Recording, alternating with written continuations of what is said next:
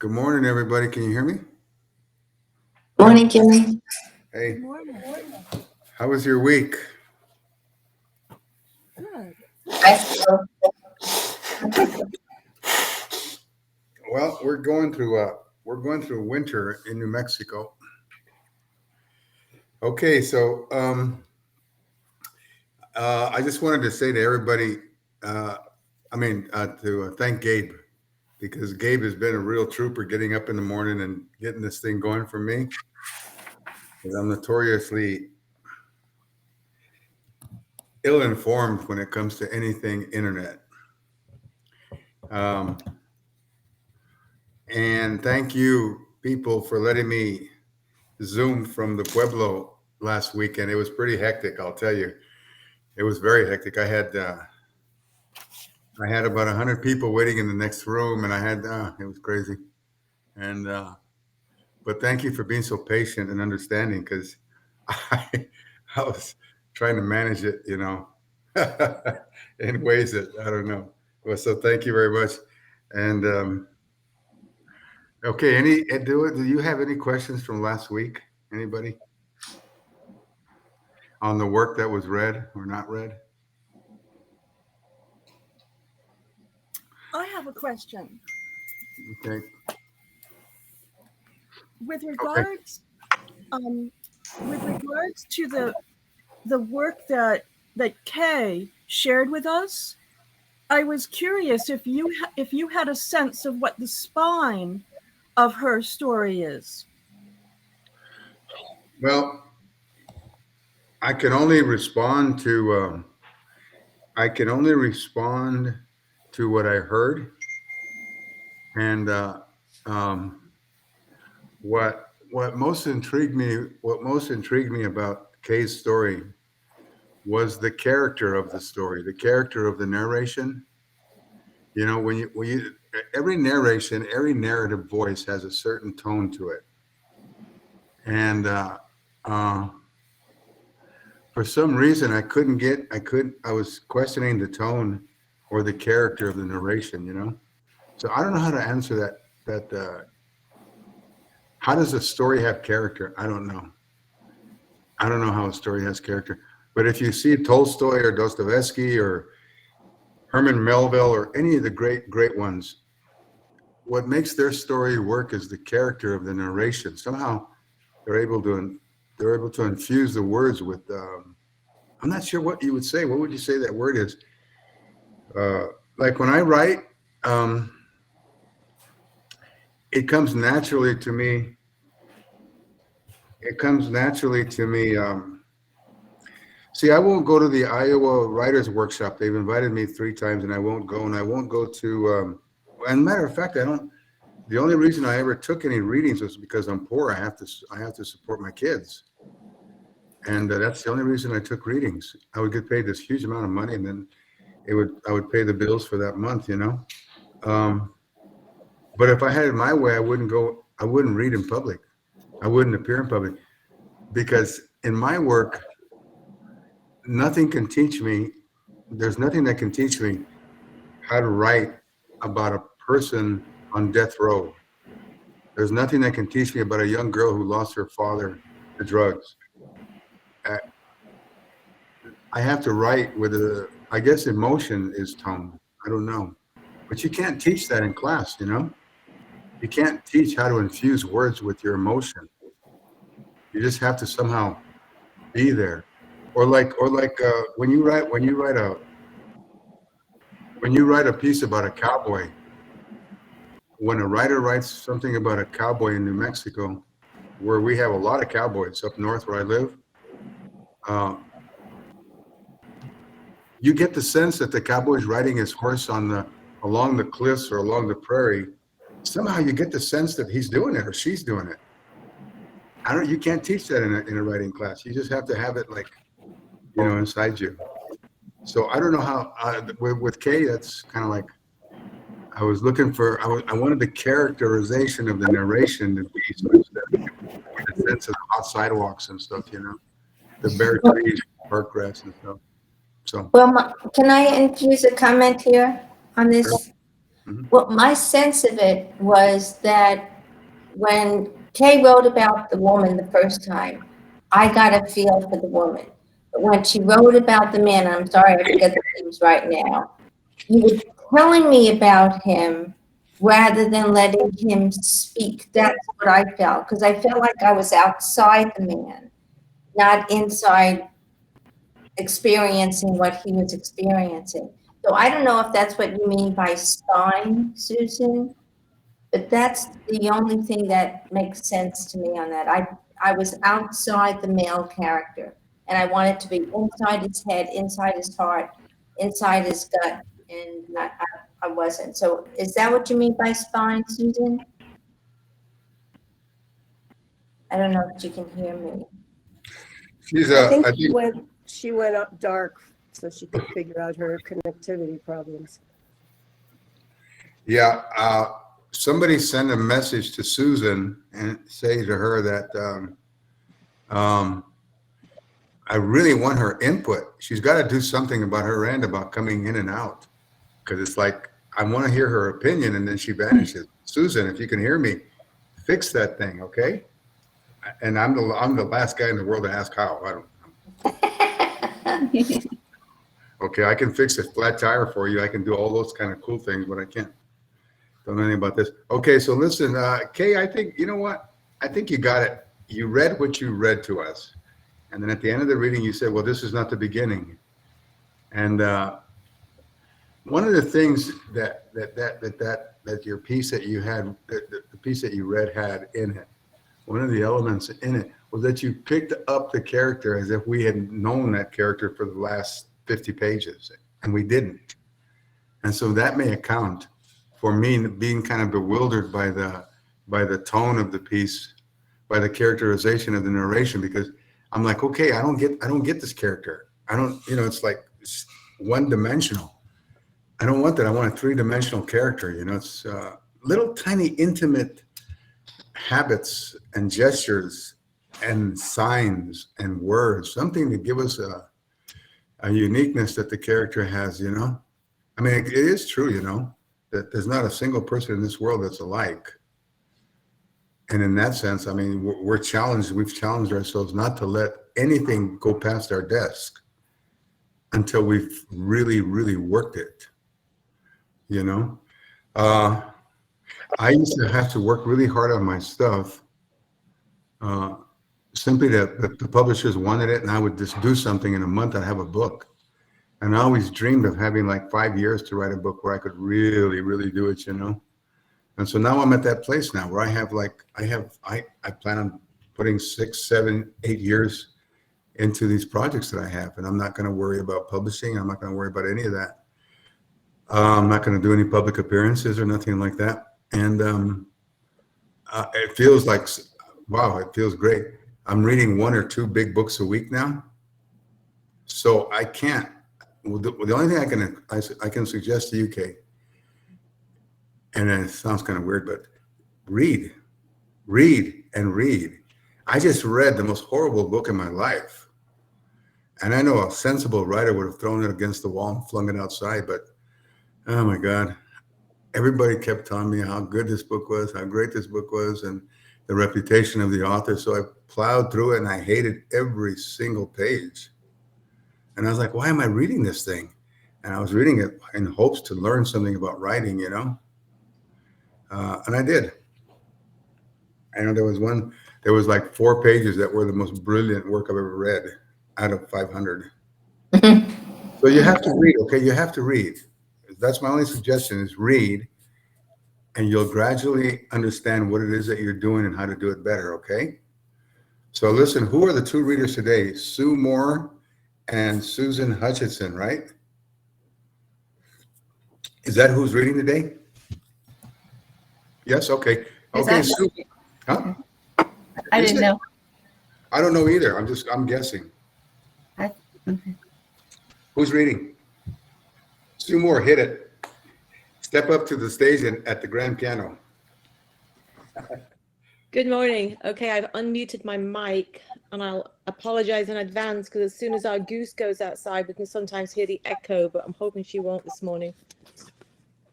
So I tore all my writing up and went through everything the past few weeks.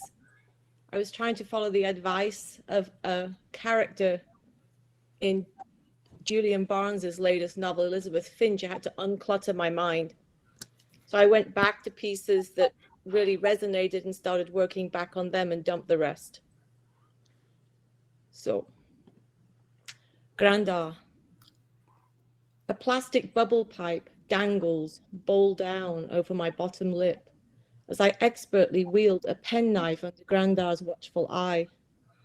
I am slicing baccy in imitation of his reverent, ritualistic pipe-filling habit. Swamped in a shabby wool-plaid dressing gown, wispy hair framing my pale face, I am jubilant. I am 3 years old at most. That night, Grandar would artfully fold a page of the Billingham Gazette into a ship to sail me away onto the sea. I would contentedly float the newspaper vessel in the bathtub until, soggy as a tabloid news sheet wrapping vinegar-sodden chips, it dissolved. Dissolving memories were tugged into sharp relief as I anxiously sorted through a bag of salvaged family photos, my gut fizzing as I ripped rejects into jagged strips before shoving the wanteds into a plastic Tesco shopping bag. A scent hanging in the air in Whitby Harbour a few days before had reminded me of Grandar's tobacco after 30 years. I had no idea then that my sister-in-law had salvaged a single photo of him to give to me before I flew home from London. Focused on that black and white image from 1966, I saw how purely contented I was in the moment, untroubled and cocooned in the warmth that was my grandparents' terraced house in Billingham, Teesside. 2 down, 3 up, with an indoor bathroom. It had been their home since 1934. In 1934, the lav was outdoors, but over time, a small brick extension almost brought it indoors, albeit still technically outdoors, the back kitchen door. Brick built with an open coal-burning fireplace, it was small, meticulously upkept, and in my memories, always warm downstairs. Well, except for Mondays, the dreaded wash day when the mangle came out. To be honest, the almost indoor loo seat chilled a skinny bum to the bone on a winter's day. But I never complained. If I had, no one in Billingham would have taken me seriously, not after their childhoods of war and privation. We learned young how good we had it. After my bath, sailing the boat of my dreams, the trains rolled underneath the house as men mined and tunneled with boring machines, crafting an underground city of gypsum mines. Atop the city were English lawns of meticulously mown grass, upon which girls in summer frocks stretched out on rare sunny summer days to thread daisies into chains for a necklace, our jewels. My grandparents had their wartime Anderson shelter next to their lawn, a common feature post-war. A simple glass extension created a mini hothouse in which my grandar grew exotic purple grapes on vines hanging from the roof. A pop, and my mouth would fill with the flesh, rich purple juice, and pips of a fruit that should not have grown there in frigid northern England.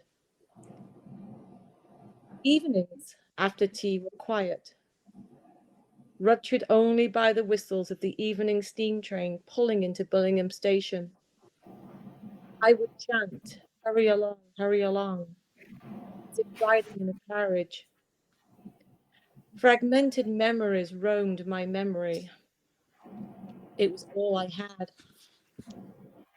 Seated in that modern London kitchen, photos and letters strewn across the table, Sunlight poured through the oversized windows. Yet I was immersed in the glass house built onto the Anderson shelter, awestruck by the clusters of purple jewels above my head. In memory, my eyes sought out an object of value to Grandad that had sprung unbidden to mind. I walked from the clustered grapes to the dingy Anderson shelter that always frightened me. I had never been bombed, but I'd seen those films. Within the shelter was an old cobbler's set, on which he set his aging, always polished shoes to repair them. His leather shoes were watertight, laced tight, and shone. I knew as a young child that he treasured them, and I simply assumed it was the relic of brutal, shoeless Victorian poverty. Yet Peter Jackson's reconstruction of World War I footage led me to understand later why a pair of shoes, purple grapes, and bird feeders were lovingly tended by Grandad into his 80th year. I knew my Grandad, Ted Bantoft, man of few words though he was, quite well, I had thought, as a child. He sat in a blue comfy armchair, smoked a pipe, lovingly tended his several bird feeders, and watched horse racing from Tadcaster or Doncaster on the black and white telly.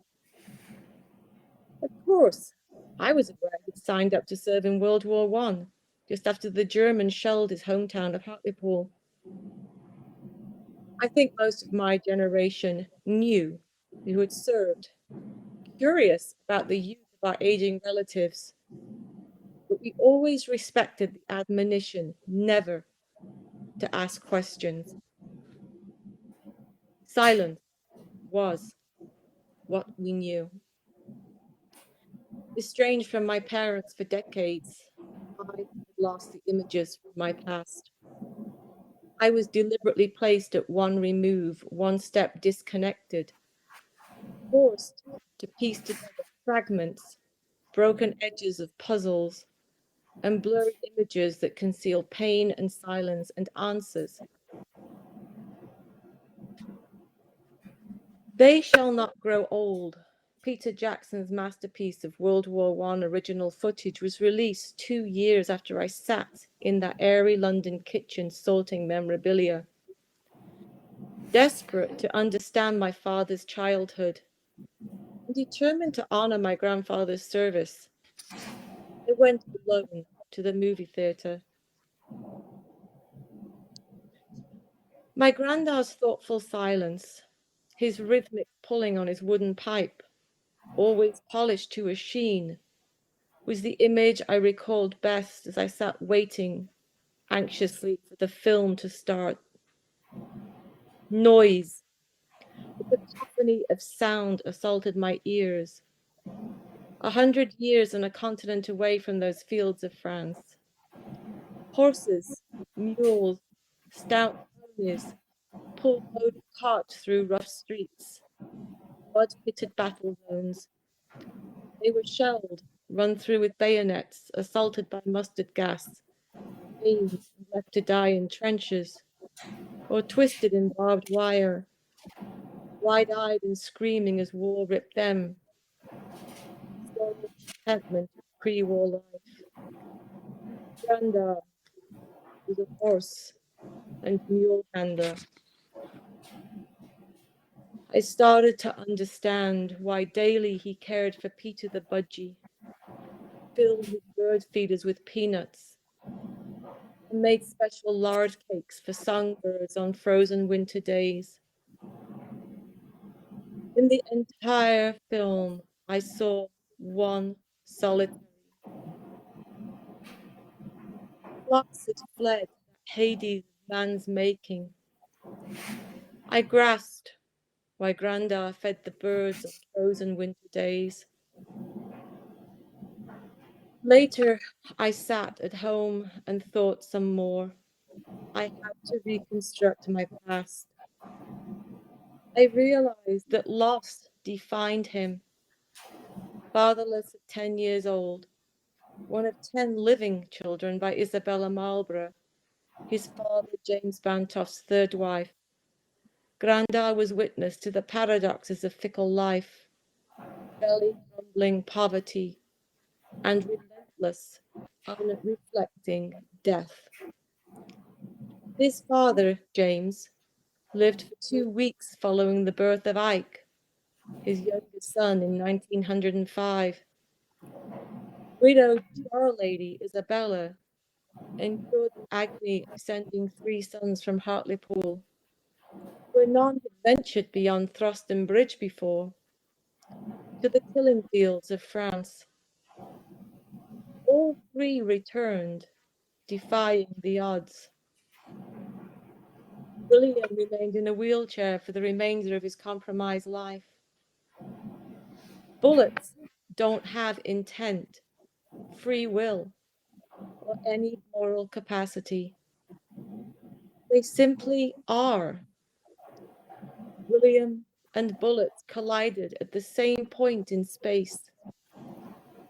He survived, returned, married, and had a daughter with a woman whose mother was killed in the shelling of Hartlepool. A single moment when she stepped outside the line. My granddad Ted made it back intact. I realized in 1918, intact, a single word, a simple word, is a very relative concept. I look back at the photo, contentment. I sit alone again at 2 a.m., rewatching a DVD I've purchased of Jackson's film, struggling to learn more of Grandad's life, my father's life, mine, but most, my brother's suicide. Later, I sit in silence, running those newsreels, those films in my memory of my past. And I watch Grandad shuffle across the neatly hoovered carpet in his slippers to his comfy chair. I watch him reverentially cut his 3 nuns' tobacco with that same penknife I used, and pack it into the bowl. He tamps it down, strikes a Swan Vestas pink-headed match along the length of the box. It leaps into flame. He sucks in air, puffs. He connects the flame with tobacco, then inhales. A relic of war, the creation of addictions to survive the battle. But it's only now that I start to understand how he survived.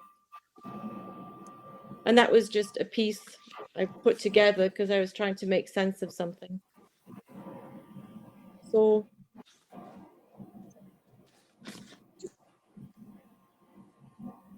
On that, I would buy that book, and that's saying quite a lot because I like to buy good books. So I would buy your book, Sue. Um, I have a particular things that I really like about that reading, but I'm going to reserve myself till I hear the rest of you what you thought about that her piece. So shoot away. I like it's just the words "war rip them." I like that. It's just a very strong part that stuck out to me. I liked some of the images, like stringing the daisies and tearing the photo into jagged edges, and the way you described tapping the pipe. And there are just some wonderful visualizations. I like to, since I am visual, I like to look at the words. So there were some things that I missed. Also the sound. Sometimes you got to the end of the sentence and then the sound went out for me, but then it came back as you started the next one. So I missed how you ended some clauses. But the images were, I thought, very, well, I could see them very clearly. So to me, they were powerful. I want to just chime in with Jan Shia. What were you doing, Sue, when you were reading? At least I would hear you really clearly, and then all of a sudden when you turned your head or something, you would fade out and come back in. Is your mic somewhere on your desk where when you turn away from it, you fade it out or what?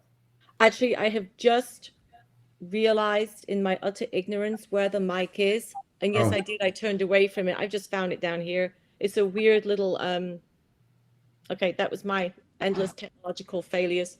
well, now you sound really good now. Yeah, well, I just figured out what I did. Okay. All Yeah, right. that kind of miffed me a bit because I was really into the story, and then all of a sudden you would like trail off into silence and come back in again, and every so often I would miss two or three words, and that you can't do that when you're hearing a story. You have to kind of Um, okay, what about Camille? What do you think, Camille? Same thing. I love the description, the images, the turns of phrase really worked with me. And I just could feel, I loved how it was like really from a child's point of view. It's the things that a child notices about her grandfather. So that was very endearing. This whole idea of like sailing away in the bathtub on a ship that he fashioned out of the newspaper. I mean, it was brilliant. I also love your voice and your pacing. It's very nice to hear you read. The description of eating grapes, the pop and the juice filling your mouth. Neatly hoovered carpet. Just little details that you add in to the descriptions just really, really brought me there. I was there in your grandparents' house. And then another thing that I really enjoyed was the contextualization of the sort of the historic moment and time when they lived, and it kind of made me think a little bit about my own my dad, and his father, and those older generations really had it pretty tough, in different parts of the globe, right? And it just really brought that reality to me about what it was like to live back then. And people didn't talk about trauma and all this other stuff. They just kind of barreled through, and they smoked cigarettes and anyway, I very much enjoyed it. I have to second that. I have to the details. I think I've written 1,000 scenes. I've written 1,000 scenes with my grandfather and his pipe, but never have I wrote about how shiny his pipe was. And boy, Sue, your details just knocked me out. Like Camille said, the paper and the tub. Oh my goodness, I couldn't believe how beautiful it was. The thing about we have to talk here. Uh, what Sue had that I loved beyond the details. The details were fabulous, and she framed it in a historical context, which was like, oh, now I get it. I mean, once you put down Eisenhower and this and that, and I was like, yeah, and then the war. Oh my goodness, wow! You got the historical context and put me there, and it was beautiful. But I think the reason I would buy your book and like to read it was because of the authority of the narration. You have an authority when you write that kicks everybody else to the sidelines, and you become an authority of this story. Which is, look, you're not asking a reviewer in New York to like it. You're not scared that some critic may find fault with it. You seem to have a confidence and an authority when you write that this is the story you have to tell. You're compelled to tell this story. And that, what we all need. We need that authority. You have to be compelled to tell the story, you know? And what you did there that worked for me was you brought your grandfather back from the dead. You didn't ghost him. You unghosted him. You brought, like Camille last week, the way when she read her stories, you call these people back from the dead. It's weird, but that's the power of writing. You can defy death. And that's what you did with what you just read, Sue. It was like, wow, I just love these details that brought this character back to life. It's beautiful. That's my 2 cents. Who else wants to talk? Antonio, did you hear it?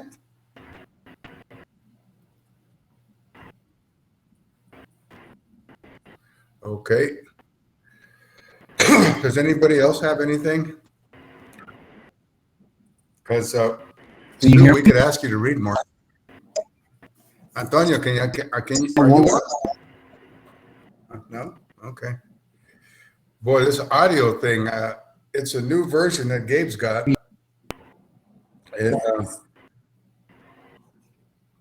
When I do my work with my clients, I notice that the people who have their computer plugged in, we have no problems. When it's Wi-Fi, there's always an issue with the sound or the picture or something. So I don't know if that pertains to Restream or whatever it is. Yeah. Well, you know what? Let's do the best that we can, okay? I say. Remember, go ahead. Sorry, I do have another piece that I was working on.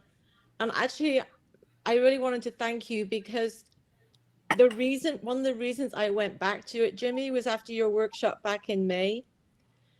And I realized that every time I was writing about, and it's a long story, it's all about suicide and the crap that goes with it. But I realized that I would always write as if it wasn't me, as if I was someone looking at somebody else. And then you always talk about, you have to speak with the voice.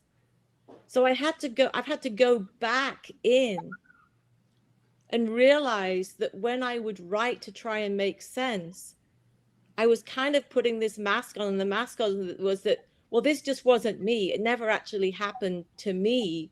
It was always someone else, in a sense, me as someone else. So I had to go back and kick it all out and go back to the girl in the room that was actually me, because I always avoided the girl in the room who was me, because I become very good at creating something that wasn't her, in a sense, to shield her and me. Does that make sense? So I'm going back and trying, in a sense, to be, and going back to where I used to write decades ago to make sense of my life, which was fairly authentic. And then, of course, I read loads and loads of books, and then I switched to inauthentic. And then I'm going back. Does that make sense? It makes perfect sense, but why do you think your writing is so much more powerful when you inhabit your own body as opposed to creating a persona? It's an authentic voice. You go back to where you are. It's just, I can't get away from the fact that that's where I came from. And I think that I lived in America for so many decades, kind of unwillingly, that I had lost I lost where I inhabited. So you have to speak from voice. You can't hide. It is, if I'm the person to whom it happened, and this was where I was. Why were you so hesitant about accepting? I mean, how do you access those memories as a narrator when you're writing about your grandfather? And I really like the sound. I like the sight. I like the smell. I like the touch. I like this, the sensory elements in you taking back what's yours as a little girl. You're taking back your experience. You're taking back your memories, and you're giving them a life through the little girl's sensibilities, like the things that a little girl would notice, an adult would dismiss. And that's really what you got to kick in the butt right there. The things that a little girl would get. Uh, I don't know how you bridge that from the narrator's voice that you are now to the little girl's voice that you're speaking from. And I suppose that's the magic of historical fiction. I don't know, but it's magical because you make it work. I can see and hear and taste that little girl's world, and that's really, I think, the key for me as a reader. I want to go into someone's world, and uh, sometimes when I read it works, and sometimes when I read it doesn't. In this case, it worked well. So, what do you rest of you think about taking on the garments of your authentic self as a narrator? Are you afraid that? I mean, I really don't understand why we put so much into why we put so much hesitancy into our storytelling. When did that start to happen? When we begin to use literary devices that weren't our voices, that weren't us, that I don't know. Why are we so hesitant about putting ourselves out on the page? Because we've been kicked in the ass a lot of times, so we shouldn't be afraid of that. I mean, our whole life when we're born is one of constant conflict and challenge. So why, when we sit down to write, are we so afraid of telling it from our own heart? I don't understand that, but yeah, that's the challenge. And when I think Sue, I think when you hit it, when you open that that world of your memories, I think you've pretty much vanquished any barriers between you and you're telling your story. So congratulations, that's very good. Do you want to read more? I have another piece that I was writing, and now I can kind of see where I've done things that were, well, I have a lot of pieces that I'm gone back to with that thing. So I have a piece that I've been working on, partly for my kids, because in a way I have to be a bit more honest for my children too. You've got 20 minutes. So, and I love the way you read, by the way. It allows me to really get into, I don't have to play catch up. I'm with you all the way. Thank you. And I'll try this time not to drop. I know what I do. I drop my voice at the end of a sentence. It's a tendency. And now I found the mic too. So Okay. this piece it's rough. But I need to write it for my kids. It's called The Tortoise of Clapham Common West. Sue, how shall I remember him? He gently inquired. I paused, looking slowly around the sunlit, airy stainless steel kitchen, equipped with 2 silent dishwashers, a gleaming cavernous fridge, freezer, and an enviable stove.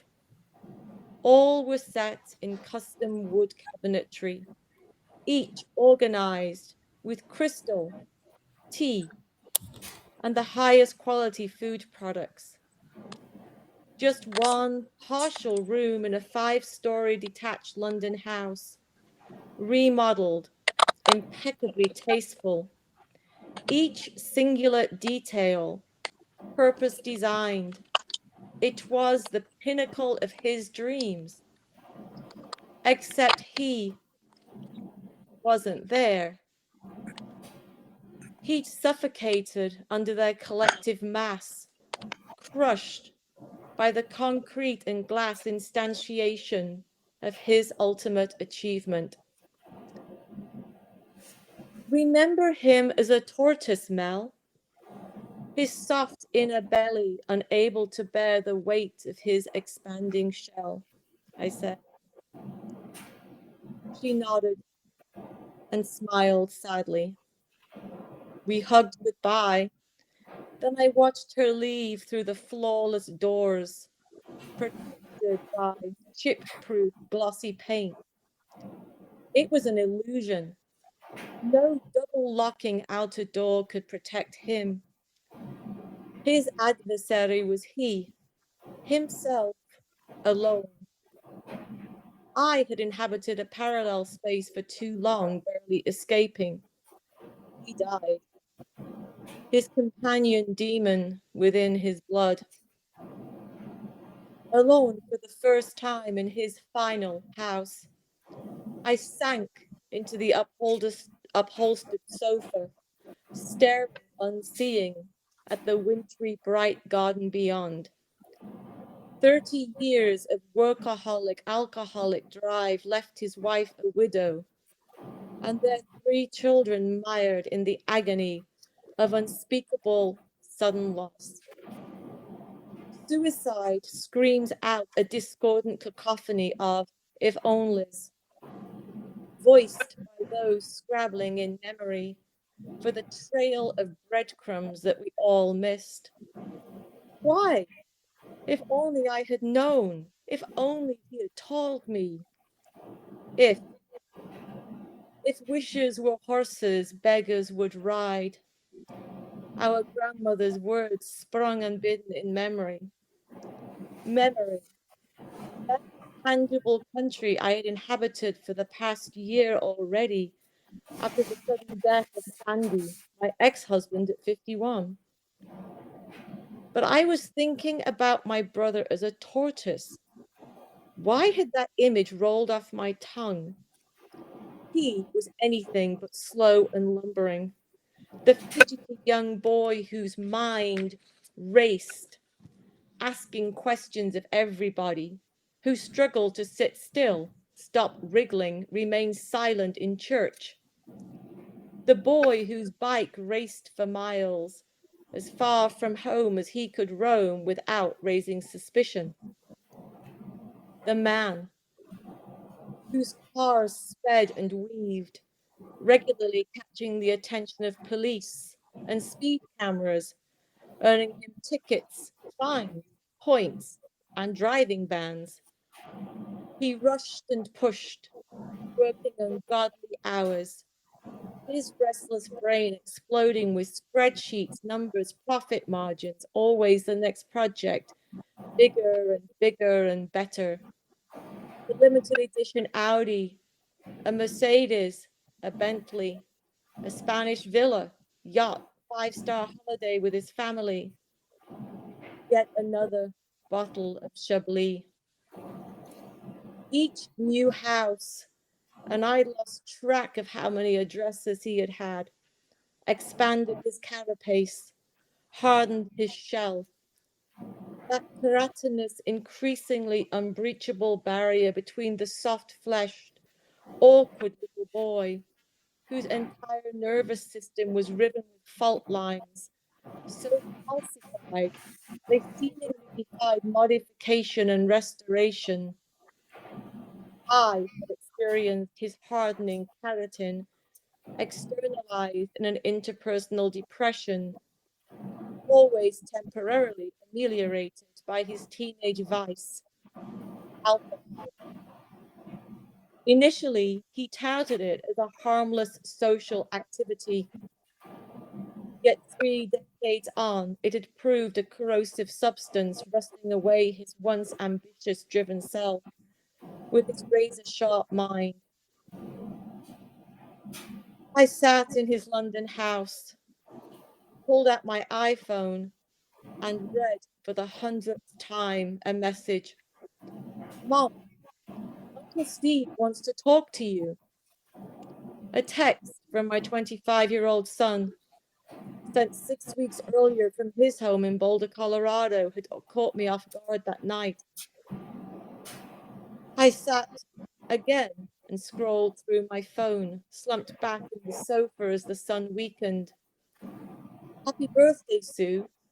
My brother had texted from Colorado the day before his nephews were at text to me. December 11th, 2015. My brother Steve texted, I'll call you soon. 8 days later, he was dead.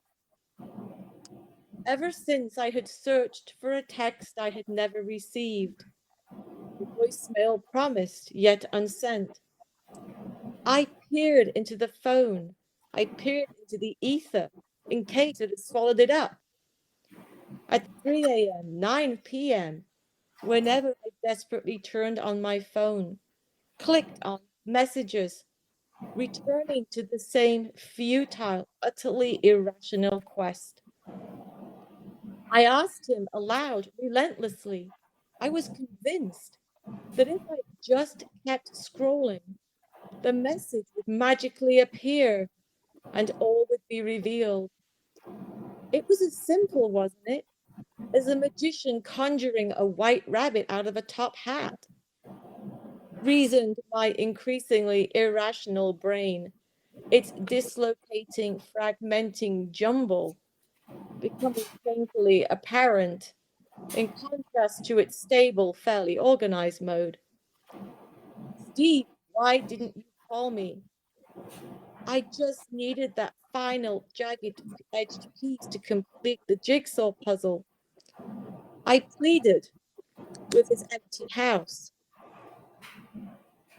There is something crazy making about sudden death. Its gravitational pull draws those closest into a tumbling universe wherein time compresses and expands. A black hole of bereavement, I kept telling myself. The mere concept of a timeline mocks the bereaved. I just saw a black ink full stop, the horizontal sitting darkly, terminal. Whilst me, the rest of us, the abandoned, stumble along the horizontal path of daily demands, cruelly ambushed by reminiscences, memories, sudden bursts of dreamlike conversation disturbing insomniac sleep, or even while standing reading a list in the grocery store, forgetting completely where I was. Vivid nightmares of long buried misery initiate a retreat, even for me, into whiskey's welcome numbness when one's guard is dropped. I'd already spent a year wearing protective combat fatigues to battle the unwelcome daily film snippets of my failed marriage to my ex-husband, Andy. Now, a new intermittently overlapping reel, the kind from the old movie theaters in the 70s, was added to the show on December 19th, 2015. My son, Stephen Andrew, deprived of both father and beloved uncle in the same year, Andy at 51 in the desert of Saudi Arabia, my brother Steve dead at 49 in England's flagship psychiatric hospital. Our interwoven childhoods in industrial Derby, England, didn't presage such exotic endings. However, to be honest, neither did our childhoods predict smooth passage. Childhoods I had mined in memory. I had scribbled it all down in journals. I had revealed much of it in the secure confidentiality of a psychiatrist's office. Not that I would, in fact, have disclosed that to most people. After all, masks are very important when you're English. That psychiatrist's office, comforted by the presence of his cultivated orchids and healed by his therapeutic brilliance and personal compassion, the latter not really just learned in a hospital training ground, but from real life. These twin skills were denied my troubled brother. Wintry sunlight is rare in England's early February. It recedes rapidly on that occasional sunlit day as if it knows it really shouldn't step onto the stage of jealous, familiar, sopping wet fog, drear rains, and darkness so impenetrable that streetlights barely illuminate the road ahead. I left Steve's house, clicking shut the front door, then crunching the driveway gravel where he'd once parked his beloved Bentley. I walked quickly, headed down to the tube station to catch the train to Golders Green. There I'd spend my last night of this 3 weeks-long memorial journey with my beloved old school friend. Tomorrow's calendar was Heathrow Airport for the flight to San Francisco. I was trapped between two competing drives, desperate to stay in England, to gather the courage to finish very unfinished business, whilst aware that I'd been away too long from my teenage children. I realized I had become the character I had read so much about, compelled to live an ocean away, yet longing to revisit the haunts of childhood and youth, to sit once again on a wooden bench in a park and watch children balance the seesaw of one's own childhood, to watch a child dare another to jump from the rapidly spinning teapot roundabout onto the center pole, then slide down it to cheers. If I'd stayed, I would be in my own language. As soon as I landed in San Francisco, I would be immersed back into a language always joked to about as almost identical to that of my birth. Two nations separated by a common language. Anticipating a return to the inexorable flow of everyday tasks that denied the opportunity for grieving. In a way, I was grateful. However, I knew from my professional training that in stepping back into that flow, I would provide grief the conditions to fester. Leaning my head against the window of the underground train as it rocked and rumbled its reliable Northern Line route, I leaned back in memory, tapped my right index finger on the shoulder of a girl, pasty white-skinned with straggly auburn hair and anxious hazel eyes, one wandering with amblyopia. And I realized that I needed to spend time with her, writing for her, just sitting and watching her vacant face. And yet it took me years again to pick up the pen and go back to start the process of grieving. And that's where I finished it.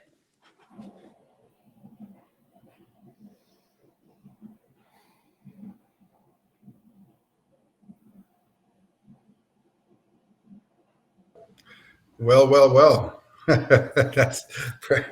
I really like that. Yeah, I like that. I get what constitutes what constitutes a relationship, and how far do we go into that relationship as a narrator? How do we balance? These are the questions that arise when I hear the narrator goes so deep into the story from her perspective. Um, does that give us the clear picture of her is there, of the narrator? We get a really clear picture of where she's at, because in this case, at least the way I get it, she's not holding back or reserving any type of it's clearinghouse day. We're gonna clear this house. We're gonna clear the house of my heart.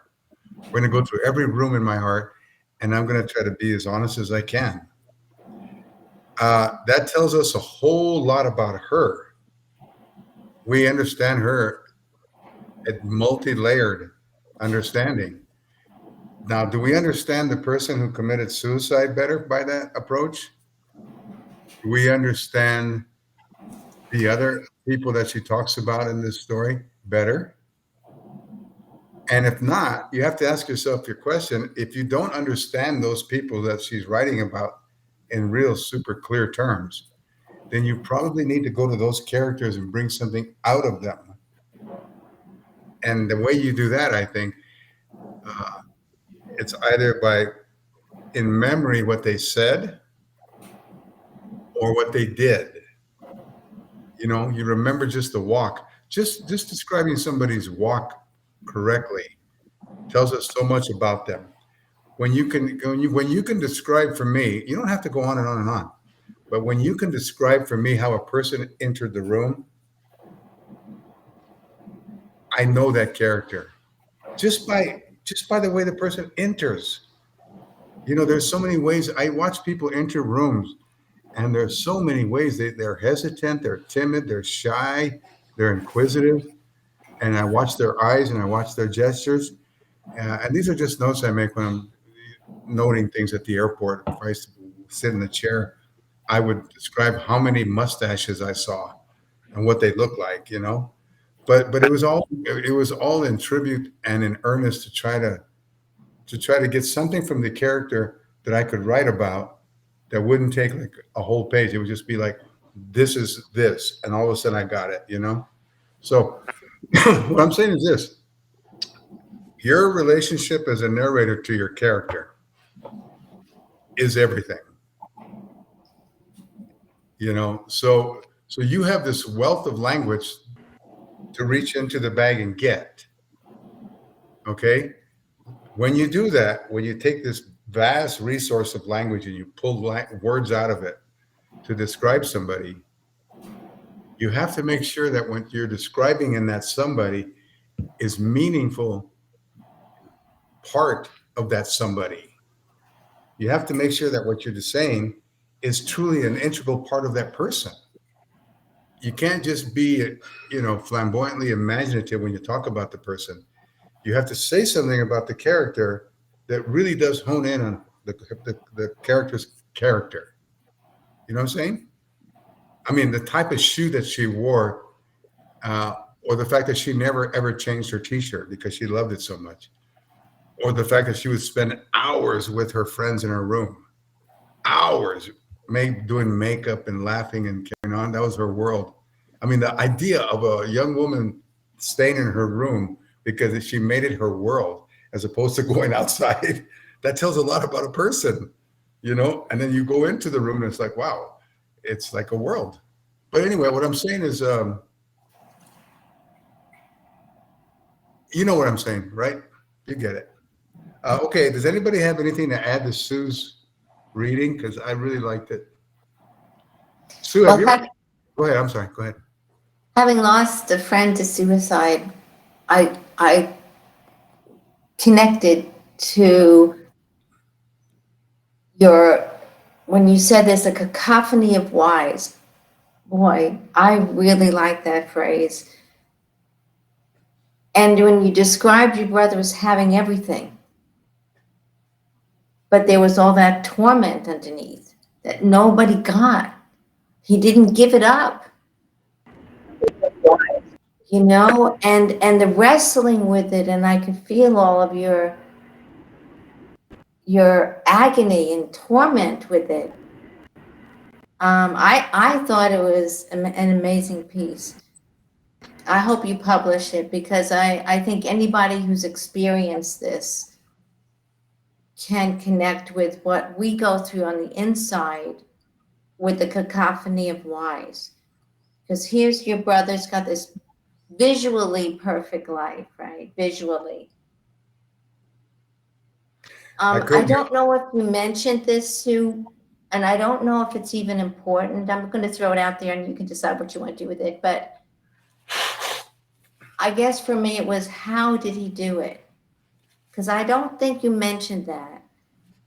And I don't know if that's even important because this is your story about your agony and the cacophony of whys. And that one gave me chills. So I do know why. And I actually have written that. I just, I hadn't got to the point where I could, I have to go back to that. It's still, it's not reading right because I'm still not being totally honest. He actually died in the Priory, London's flagship psychiatric hospital, after his wife took him there. He agreed to go back in, and there's been a 6.5 year lawsuit about it. So I was very careful. It was basically neglect on the part of what is considered to be the most powerful psychiatric hospital. He was left in a room and should not have been. He was a hanger. He tried it before. He hung himself on the window frame of the hospital when the nurse left. It was a locking door. He didn't even have the key. Well, I remember you mentioning something about a psychiatric hospital, but I lost that piece. It was, Yeah, and I need, so what I need to do, I just wanted to try this to get through it. And I have the mirror piece that I'm writing, and the mirror piece is where it started to go wrong, which is our kitchen in our house in Derby when this child used to rock in his chair. The brutal truth is he was abused by my father. And I have a piece that I wrote over years that I actually have put all that in.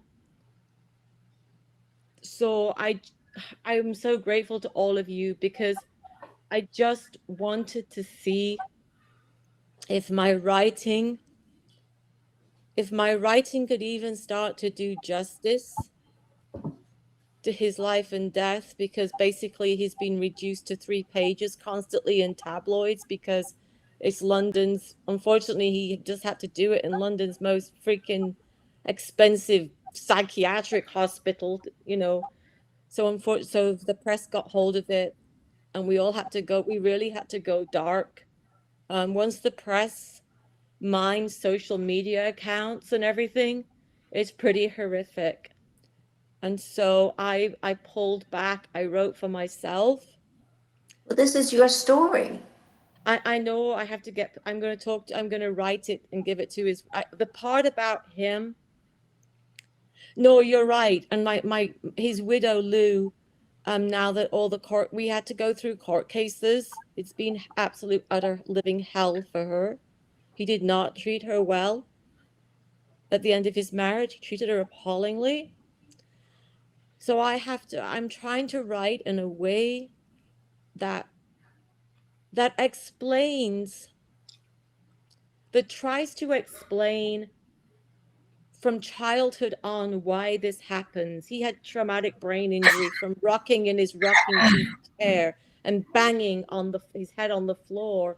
But my parents were so authoritarian that instead of taking the legs off the high chair to stop him from rocking, because I can see him do it now, they would just scream at him to stop. And then he would rock in fear and go back down and hit his head on the linoleum. I mean, Child Protective Services in those days didn't exist.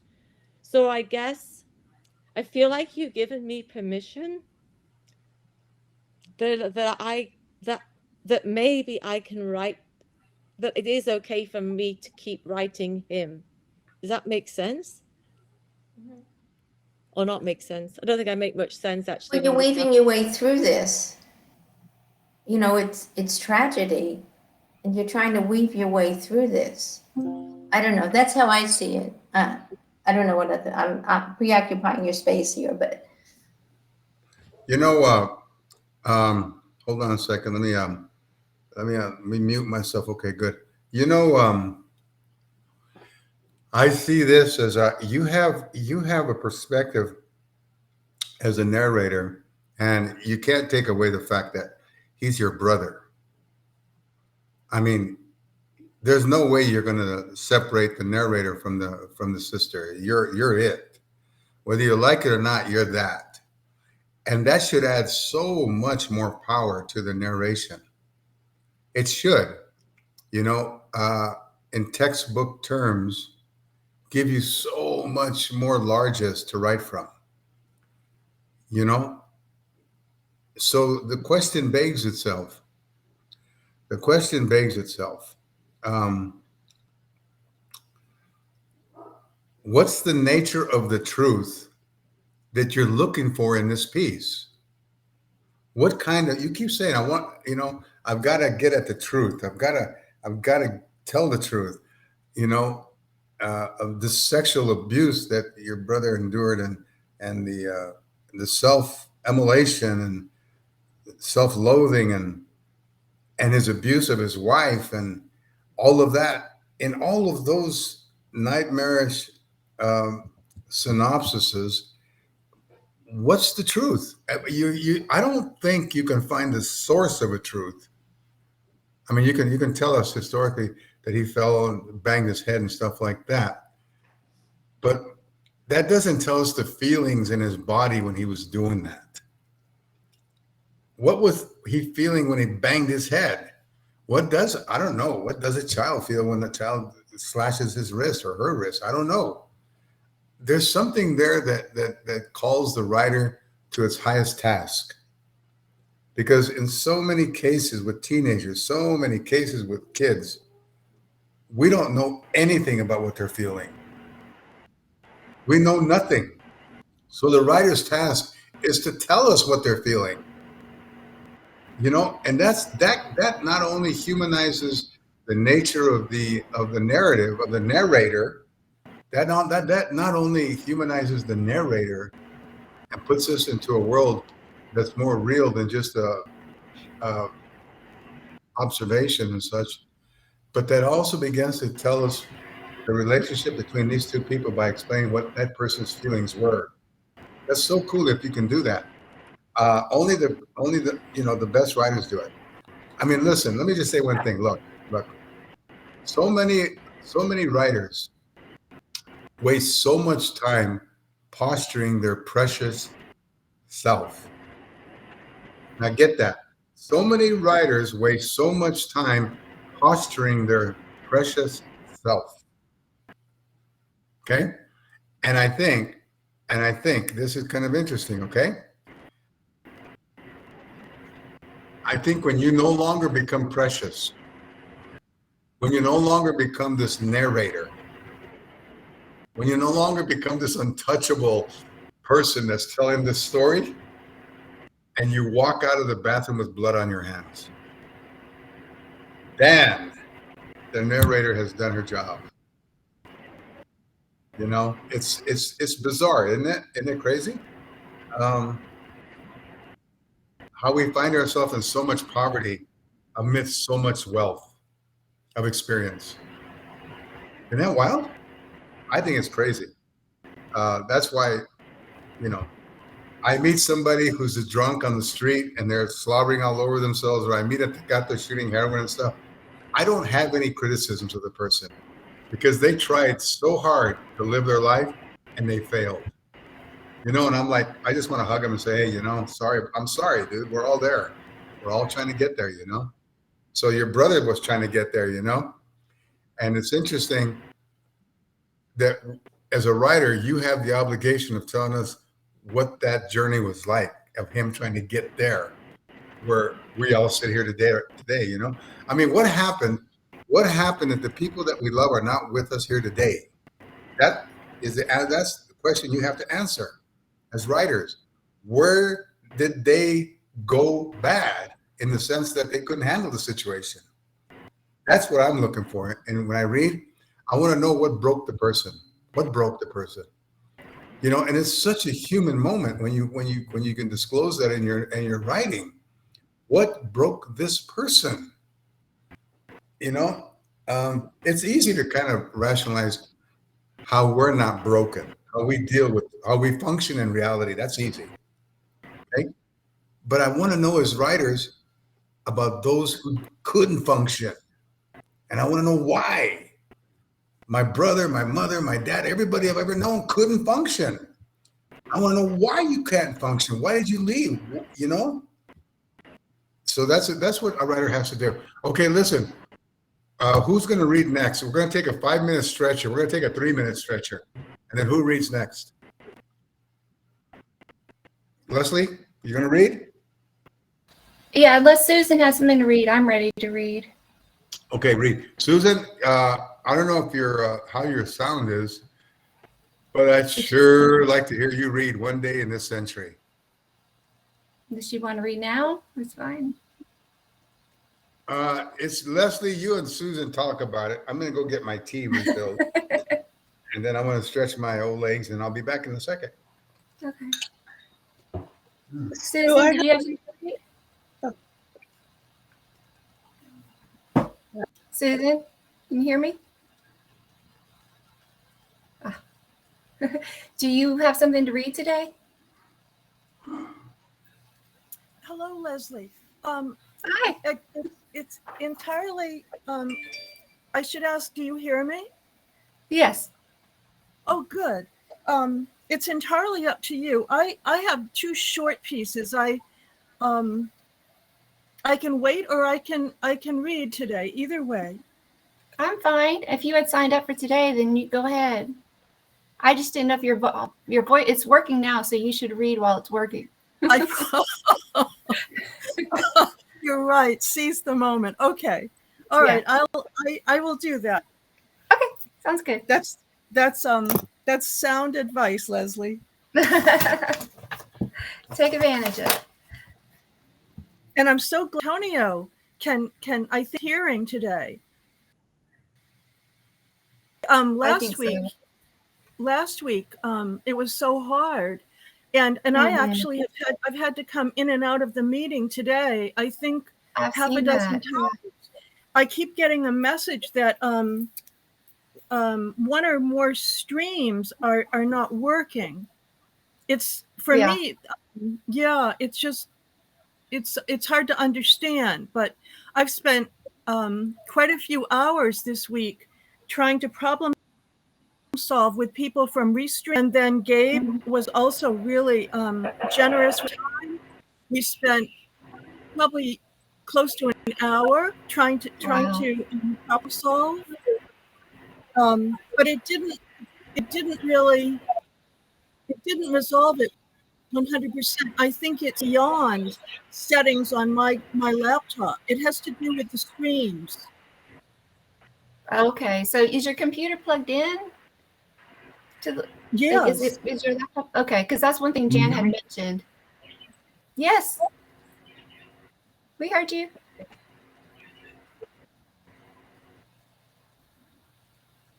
Hello, Antonio.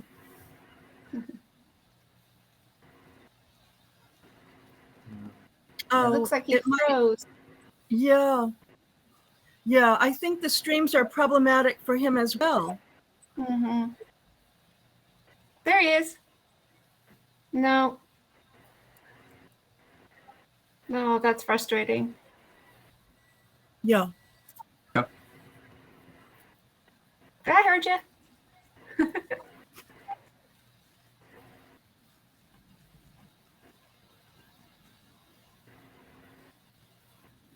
That's why you gotta take it while you can, I guess. Susan. Susan. That sounds like a philosophy for life. Yeah, right. I should write about that. That's a good theme. Yeah, there you go. Right? We all need that. Sue, I didn't say this. I didn't get a chance, but you know, where you talk about the reels, like you had the reel going through your mind. That would be cool to have the parts of your brother described and stuff in there, like what you're seeing in your reels. Maybe. Antonio, I heard you briefly.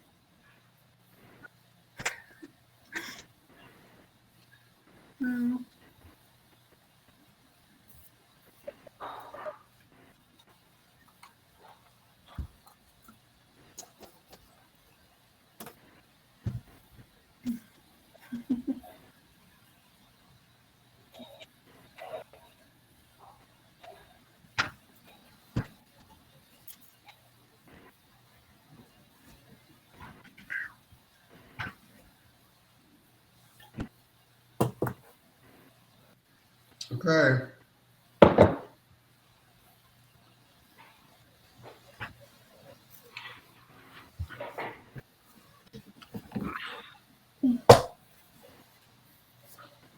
I've been preoccupied with death recently. Not so much with death. I'm just preoccupied with the idea that I'm 70 years old and what it looks like, going downhill. Kind of an interesting kind of concept.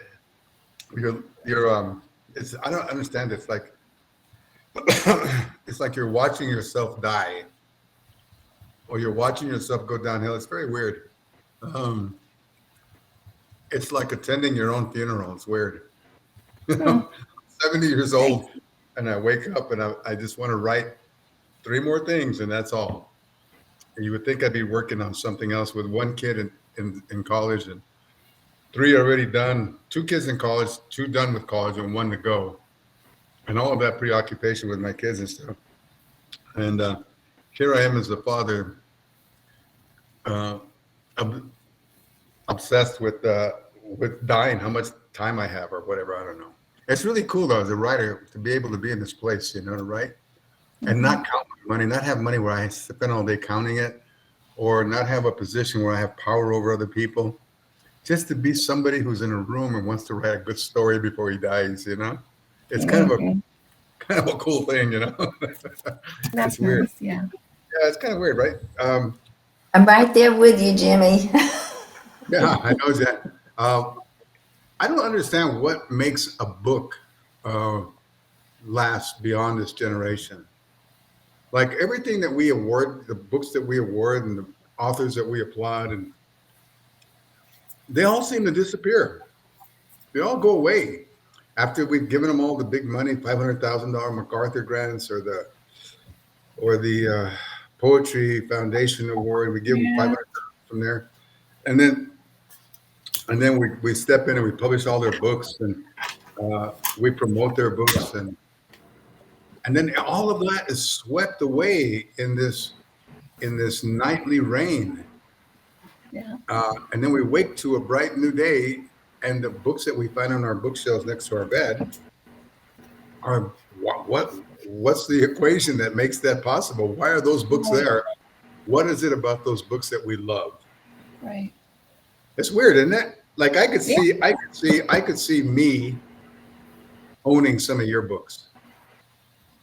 I could see me, in fact, what was going through my head earlier was I was sitting in an audience listening to you talk on stage. And you were telling us about what writing is. I was sitting next to the editor at Viking Publishers. I was sitting next to the editor at Norton. And there you were on stage talking about what real writing is, and they're taking notes. That's kind of cool to have you be that kind of a person, which I think you are. You just have to grow into the shoes. Grow into the shoes. A lot of us will cop out as writers. I don't know if I call it a cop out, but a lot of us, instead of really, really taking that route as a writer, a lot of us will go into trends and become spokesmen for trends, So anyway, I need to go on. Okay. Who decided to read? Leslie? Susan. Susan, you decided to read? We decided while she can speak on while she has connection to let her read. Okay, go for it. And try to look at the mic, Susan. Make sure you speak at the mic. All right. My first reading is something that came about, and it's very short, and it has to do with statuary. It's called The Granite Fish. Can you hear me? Yes. Oh, good. Okay.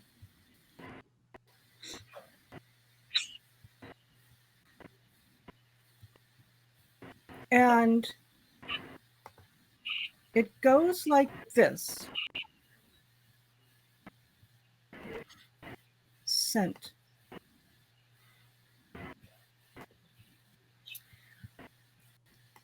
As she drew near to the splash of the koi fountain, Her Japanese statue that had sat readied for decades in toasted lawn weeds. A run of stifled salty tears freed themselves from a reservoir of loss and betrayal. The water, born from years of dreams decimated by naivety and disloyalty, always turned her eyes from hazel to a luminescent Mediterranean green. And being born under the sign of the fish, and in the presence of the granite fish fountain, her emotions would liquefy into a soothing. Overlooked and abandoned, she felt an irrepressible communion with this fixture, now incarnated in its purposed destiny as a vessel for the irresistible sing-song of flowing water and silken splash. River stones from the oceanic shores of Mexico had been delivered to the house in 50-pound bags, and she arranged them with great care and purpose around the base where the tail fins swept up in a show of aquatic flippant pose. But been a craftsman of profound and masterful skill, she mused, because the scales and proportions were as perfect as the. And in that carving, she was to find her solace and ultimately discover her own impassioned purpose. Each day she went to the fountain and sat in her writing chair, feet perched on the cedar footrest, the white cast metal side table accommodating her Rubinato ink and Reka notepad. In this seat of artistic reverie, she felt most herself. She felt free. Then she found the tiny frog. It was far from its head, the edge of her property, which bordered primordial wetlands. A slight incline in the terrain between the water and her sandy gravel driveway posed little challenge for the roving bespectacled stray who was clinging anxiously to the side of the fountain basin in a kind ancient embrace. It saw her and turned stock still, anticipating attack or capture. But she also turned motionless, and the two locked eyes in a kind of mutual trance that was only broken when she realized the setting sun descending upon them. And so she turned and brought her ink and writing tablet inside for the evening, leaving the diminutive amphibian to his moonlit pleasures. The next morning, she went looking for him. It was a disappointment when she realized that he was nowhere to be found. Perhaps he was in the fountain reservoir under the fish, or back in the primordial marsh waters, or under fallen leaves, resting after an evening in the thyme and sage plantings. She wondered if the scent of the herbs gave him as much joy as it did her. But his absence struck her as a metaphor. He was free if not found. And this is how she had seen her own life. She seated herself and filled her pen with ink. And at that exact moment, a thunderous cracking sound struck overhead. The front of a great storm began its tear through the trees, knocking out the power. The wind howled and the rain pelted so fiercely that it stung her arms and broke through the dense canopy of swamp maples and hickory, driving a torrent of water into the thirsty and forest floor beneath. She decided to remain conjoined with the chaos of wind and water. It was a tonic to her heart and a curative for her mind. As the pummel of the driven rain and the fierce air struck her, she saw the frog. He was nestled amongst the stones at the base of the fish, at one with the elements. It made her realize that their existences shared the intensity of being alive in the exquisite presence of nature. As she thought this, he hopped towards the footrest and landed on her naked, wet instep. It felt instantly and simultaneously familiar, like the touch of a loved friend, stranger, each wanting whatever physical connection they could grasp. She did not flinch. She wanted to savor this kinship and brave the elements in a duality that neither could have imagined. They sat with each other in the duration of the storm. She remained still as he. The downpour did little to dissuade the frog from remaining steadfast on her foot, and she bore the sting of the heavy with a sense of inner resolve and an awareness that her being somehow had become sanctuary. And then he leapt in a great show of aerial daring and vanished in the void of the wind and water. She looked in the direction of his disappearance and felt an overwhelming awe at what had transpired between them. The wonder of it, the elemental forces that intensified the experience, gave her a newfound sense of all that the koi fountain and the stones, the ink and the paper, the sage and the time, the wind and the water meant. The grand design was to be found in the stillness of being present for each other. There was nothing greater, above, or beyond. In the days that followed, and the time she now spent writing about her inner awakenings, his presence would come to her at each glance of the koi, streaming its cascade of silt and splash, and her bare feet stepping on the fragrant thyme, and the crack of thunder, storm. She published her first stories. They were about frogs and fountains, maples, and a granite koi fountain that somehow appeared in each vignette.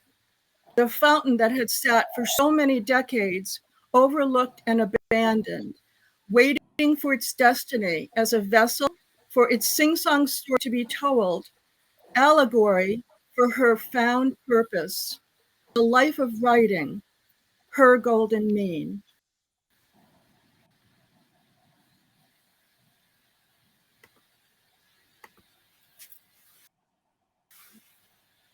My mic is muted, boy, but wow, what a beautiful story, Susan. Holy crap.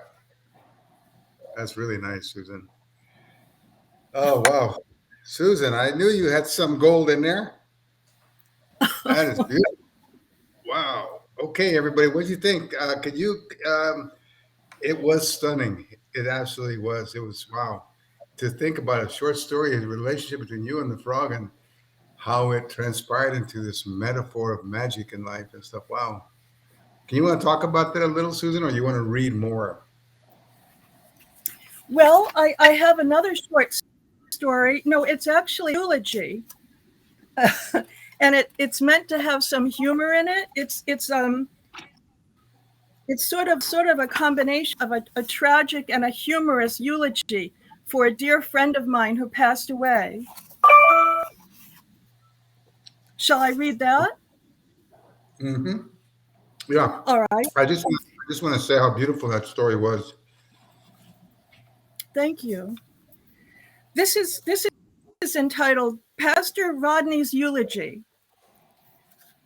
Dearly beloved, we gather to pay tribute to a member of our congregation like no other, Philip, a true celebrant of spirit, home distilled elixirs, the many sins and escapades as certifiable 90%. Only those of stout constitution, stoic character could imbibe that notorious, intoxicating clear flow. And did that cause his demise? No. It was his ducks, the ones he raised in his sea marsh home, surrounded by aquatic birds and feral beasts, grand and nocturnal.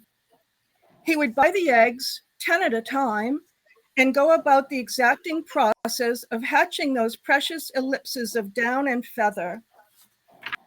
When they broke through their pastel shells, he was finally the patriarch he had perennially longed to be. Raising ducks in the kitchen had its inherent dangers and risks. And then there were the known and prohibitions to these misguided avian affairs. Philip died from psittacosis, the dreaded fear, his funeral pyre.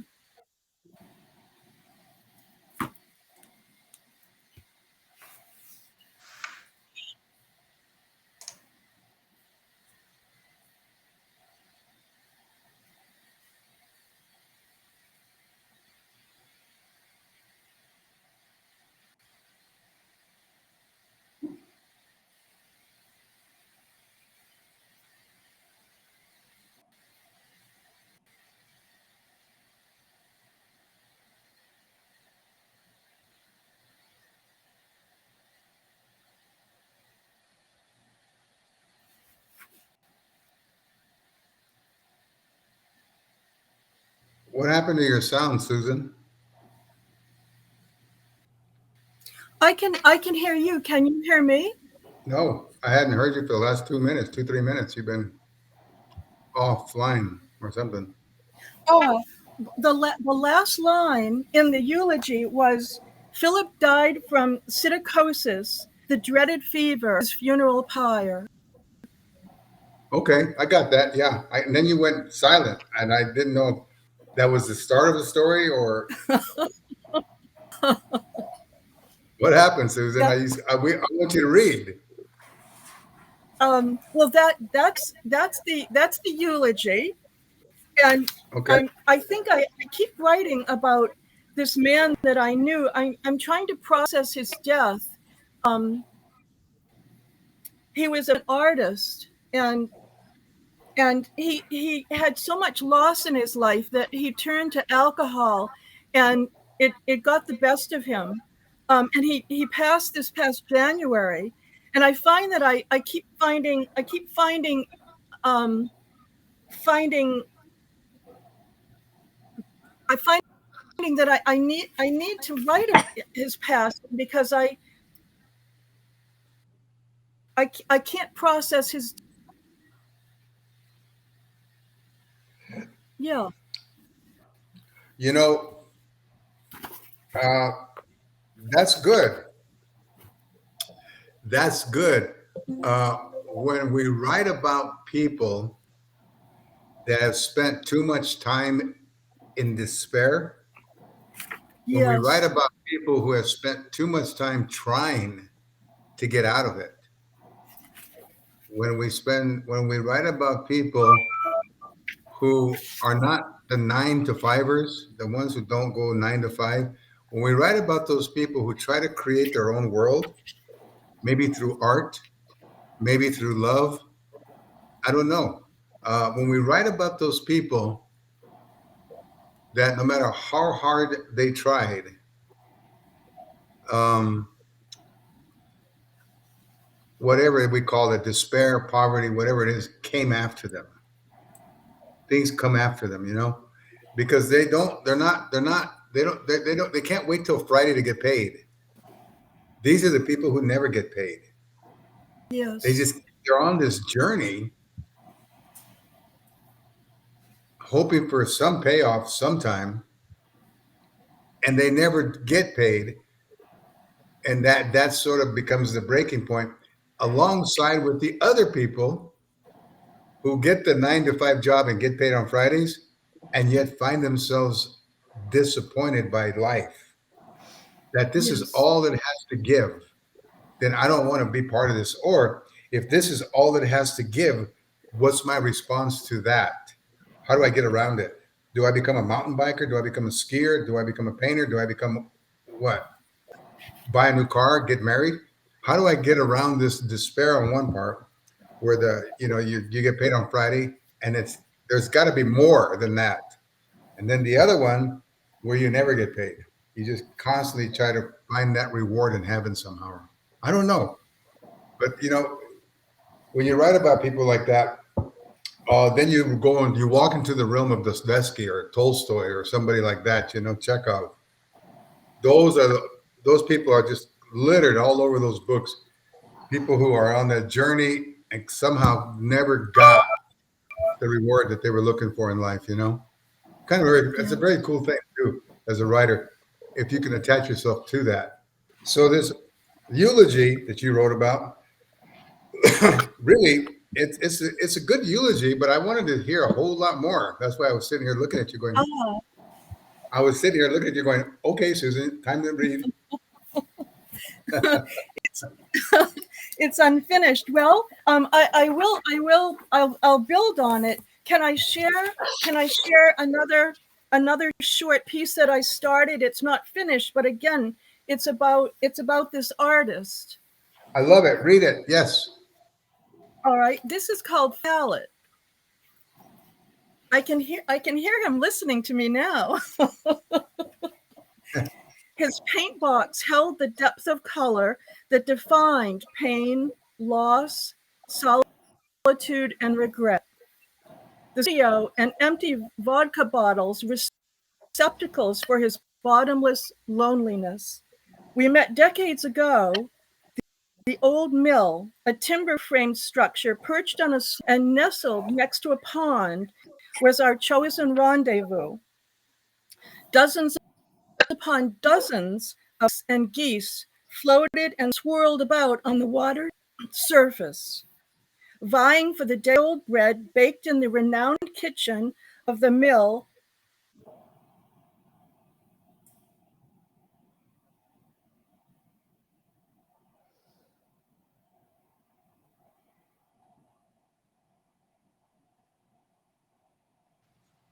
I kind of lost you again there, Susan, after the word mill.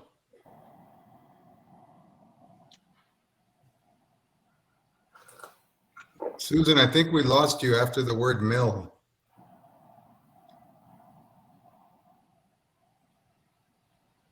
Can you hear me, Susan? Nope. Okay. Okay.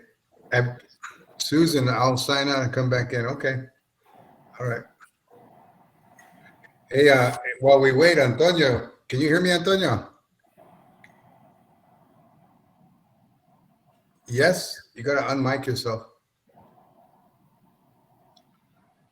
Can you hear me, Antonio? Well, anyway, I can't hear you, Antonio. It must be me. I don't know. But I need, be ready to read next week with Leslie, you and Leslie. But make sure you bring something, Antonio. Don't tell me you didn't write anything. Okay? Yeah, make sure you're going to read off your good. Okay. That sounds good. Are you back, Susan?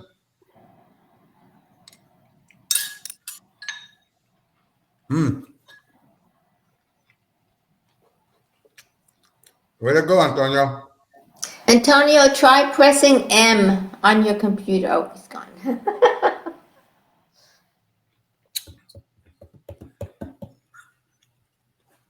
Hey, so while we wait, I think now that you should be working on your work, okay? Like me, I get up and I adhere to a strict regimen of 6 to 11:30 writing, and then reading every night. But you have to start thinking. Don't let anything leave your desk unless you feel that it's every inch of what you have to given it. Don't let it leave your desk unless you've done it, okay? Think about publishing. You know, I mean, think about doing some research. I think with a little bit of editing by Kay, she didn't start at the beginning of her stories, but I'm going to listen to them because Kay lives in Albuquerque, right, Kay? So I could easily meet you for coffee. Come over to my house, you know, and read. That's no problem. I can help you with areas that you may need help in, but come over here, have some tea, meet my wife, kids, you know, sit down at the table. You're from here, right? So I don't have to worry about, you know, going. But the rest of you, as a group, I think we should focus on doing some research. I think Camille, I'm just guessing, you're great at research and stuff. Find you an agent. Jan, I'm sure Sue, all of you are really good. And I think you need to start a relationship with an editor. As you know, get somebody who you really like.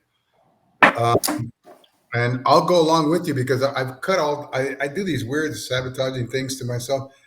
I cut all ties with the publishing world until I'm ready to go back into it.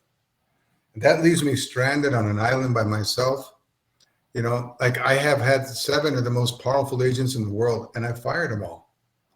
Don't ask me why. It has to do with psycho sickness or whatever you want to call it. You know, any sensible person would have kept them, but no, me, I get my skateboard and I hit him over the head and tell him, get out of the house. But anyway, be that as it may, I don't care. But I don't want to be published just because of my name or because of my publishing past. I want to be published because whoever reads the book is like, wow, this is incredible. So I always want to keep that edge about me. And that's my way of doing it, is to fire the people that could make my access easy into the New York publishing world, fire them out, get them out of the way, and then get the edge back on that I had as a kid when I started to write poetry. That makes me hungry. That makes me work. Okay. So, I have a question about all that. yeah. How do you Huh? do you have to have an agent to reach out, or I mean, because so many places like don't contact me, don't we don't take unsolicited, and I get that, right? But how do we start? I mean, do we have to pay an agent? Can we do it without one for just a Never, magazine? never pay an agent. Never. Oh, really? Until you got to pay the agent if he connects you to a publishing house. And Right. a lot of them, this is how it works. It's really simple. Okay. An agent will call up. They have 100-year-old relationships with the publishers. The agency does where the agent works. So they've been professional allies for 150 years. So there's no way, if you get the correct agent, there's no way that if that person calls up the publishing company that they're going to turn you down. They're going to publish you. Okay, so the joy of being published is number one. You're going to Yeah. be joy. Yeah. Okay. Number two, did you really give yourself enough time to make the work the best that it could be? Right. Are they buying your book because they read it and loved it? Or are they buying your book because they need to fill their quota, and because the agent called and said, I want you to take this book and it's done. It's a done deal. They don't really care if your book is good or not, as long as it's competent. Okay, so I had to get out of that vicious arena. Yeah. I met with the people at Random House, and I asked her if she had read my work. She had a check. We went to go eat dinner. She had a check, and she pulled out her check, and it was like $250,000 or something. And I asked her, "Did you read my book? What'd you think about it?" She said, "No, we have faith in you." And I'm like, I don't want this, So I go to the next publisher. They read it and say, "We don't want it because it's not good writing." So I'm like, okay. First one was sight unseen. Second one told me it was crap. Okay. So that taught me so much about being a writer. And I think the thing that underscores everything is if you can find an agent. Which you do just by researching? You research it. In other words,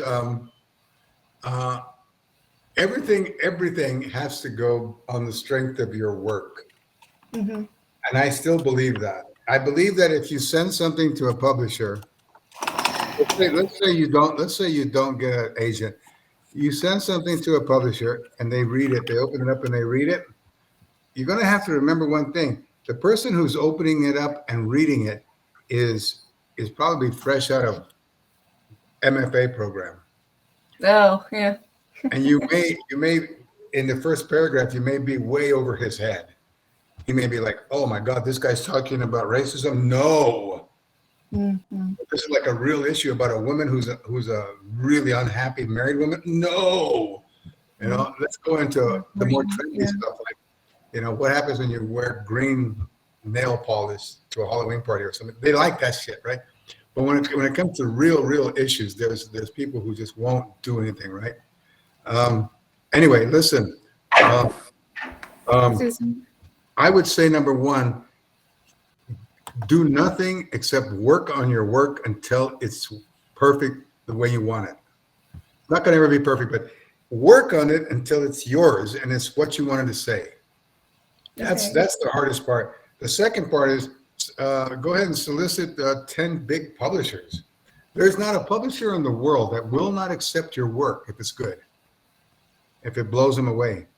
The problem is you're going to find a publisher, but you may have a few misfires because your manuscript is going to the lower echelon kids who just came out of Yale, and they're reading a book about a woman who actually was in poverty and had to work for every penny she got, and that person may be like, "No, I don't want to publish that."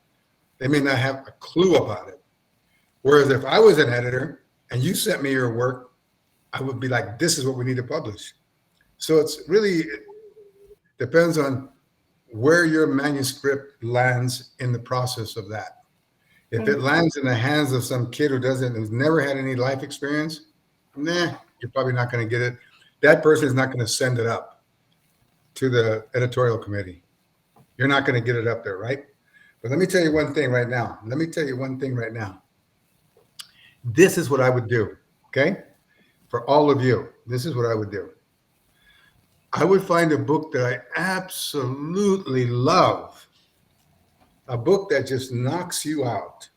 Mm-hmm. Find out who the editor is. Find out who edited that book. And then you take about 10 pages and you tell the editor, look, I know this is highly unconventional, but I loved that book you did. I loved the one you edited. And I just wanted you to read a few pages of mine. And I guarantee you, this is a guarantee. If that editor reads a few of your pages and it's as good as you think it is, she or he will pick up the phone and call you. That's how I did all my work until I became famous and all the agents wanted to represent me. But before that, I would read a book that I just went crazy for, and then I would send a few pages to the editor, whoever the editor was at that, like Grove Atlantic, Anton Mueller, who I think is one of the great editors of all time. I would send Anton like a chapter and say, read it. And then he would call me back and say, hey, I like it, man. We're going to get a contract for you. I'm like, yeah, that's how I did it. And that's how I think all of you have to do it. And that doesn't Okay. have to be the first 10 pages, right? It can just be from anywhere. Yeah, but as long as it starts at a place where he gets a good handle on it. Okay. He's got to get a good handle on it, number one, and he has to know that you can write. He has to know that you can write.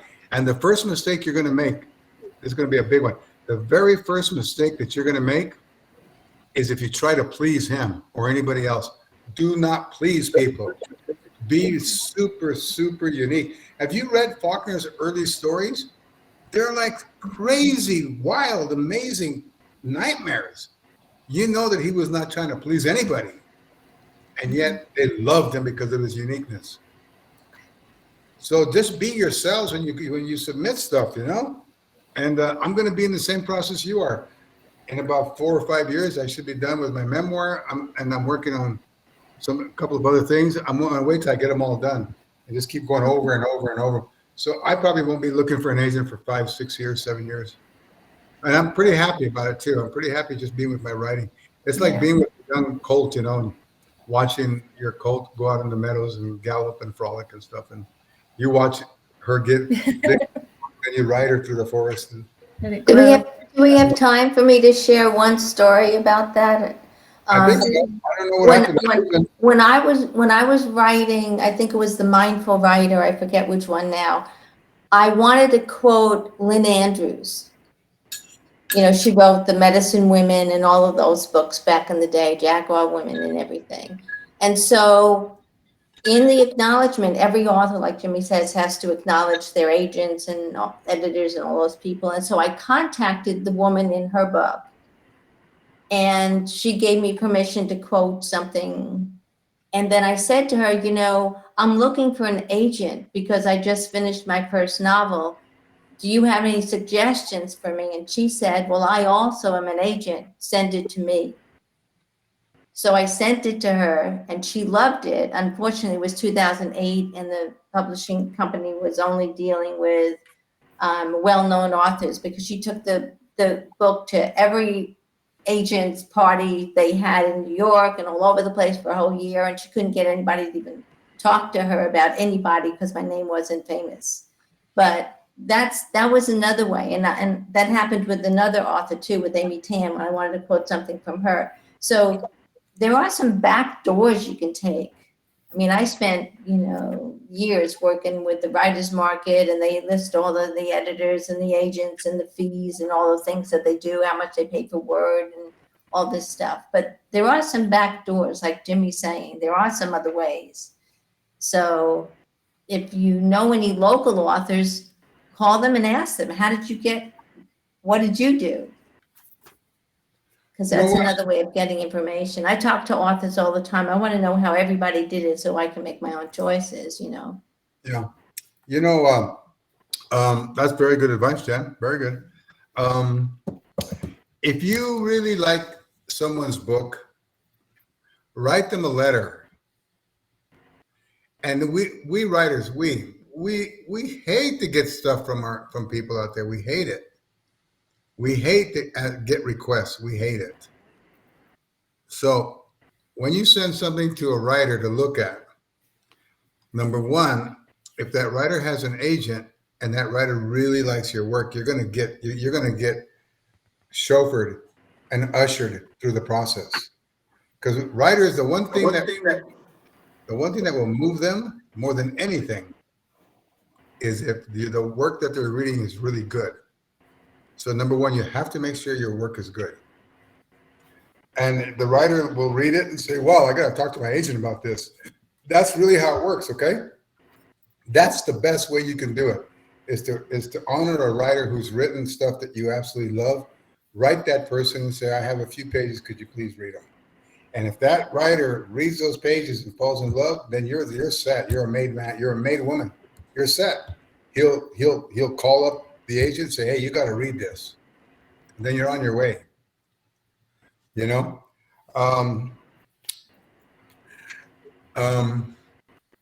I was told that agents read the first paragraph of whatever is sent to them, and if they are not hooked by the first paragraph, they go to the next one, because they get thousands of applications all the time.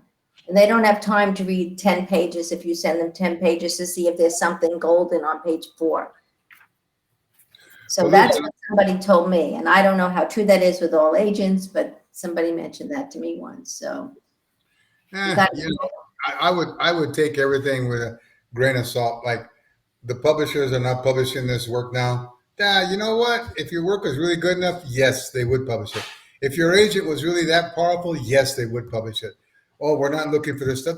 That's just a way out of, talking out of the side of your neck, as they say. None of that's true. It's just excuses for saying no to you. That's it. That's it. Okay. So if your work was that good, they would get it published. Undoubtedly. Now, I recently, there's a few agents that I was talking to that we call them aim for the fence agents, because they'll come down with $500,000 advance fee and stuff. Those are the big agents, right? And I told the guy, "Look, I'm not ready to give you my stuff. It's not done."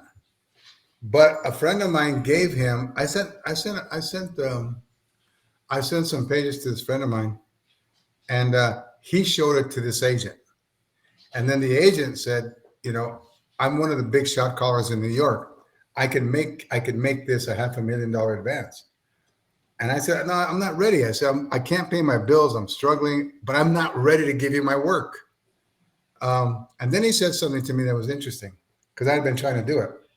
He said, and there's plenty of these agents around, these top of the heap agents, right? There's plenty of them around. He said, "Wow." He said, "Your lyrical prose was amazing." So, and I had been working on my lyrical prose. I had been trying to make, basically, here's what it is. If someone says your lyrical prose is amazing, that means you're writing the way you best talk. You're writing like you talk. So if I go to your house and I go to Leslie, I go in there, I have coffee with Leslie, and she begins to talk. If she can write the way she talks, then that's lyrical prose. It's how she writes a story, and she's not making it up. She's not doing all this other stuff. It's lyrical prose because it's herself talking, and we're at our highest art when we're ourselves. Okay, so I'm not ready for it, but I'm just saying, we started this conversation with all of you right now to say, start thinking about publishing, because I imagine quite a few of you have been working on your work for a long time.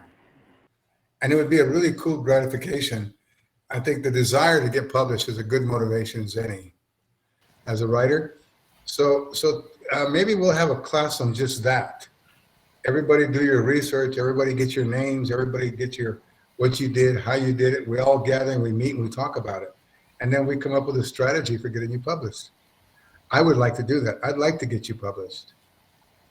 I got 3 people published from the Writers Workshop. Of course, you know Antonio, right? I got him published in Oregon, the publisher there. Not this Antonio, the other one is the lawyer in San Francisco. And then I also got 2 poets published at a local press here in New Mexico. So anyway, let's think about that, okay? Let's maybe get together and talk about it, okay? Now listen, did Leslie, because I was listening to Jan, but Leslie, did you say you wanted to read something? Or was that just me? Yeah, but I'll do it next week. You will? Yeah, I'll read next week. Okay, Antonio, can you hear me? Can you like respond to me? Because I see you, but I never hear you. Are you there? Can you hear me? I think he's frozen on my end. Yeah, well, he needs to get that thing fixed so that he can read next week. I want to hear Antonio read because he's got a bunch of notes, and I hope he was writing and stuff. So if all of you, if any of you can write Antonio, that means Susan too. I think she's already been doing it. But if you can write Antonio, Susan, by the way, oh my God, you knocked us out with the story. You knocked us out. Wow. If anybody can get a hold of Antonio, ask him to send you his work in case he can't speak at next week's gathering, our meeting, and you can read it for him, okay? Because Antonio sort of seems to be having a lot of problems on that end. So if he can send you a copy of what he's going to read, then you read it for him and we'll talk about it, okay? Cool. All right, everybody, I don't know how to say thank you, but thank you so much. I'm going to sign off and I'll see you next Saturday morning, okay? You were Thank you, great. everybody. Bye, were great. Jimmy. Bye. Yeah. You were all fantastic. And thank you, Gabe.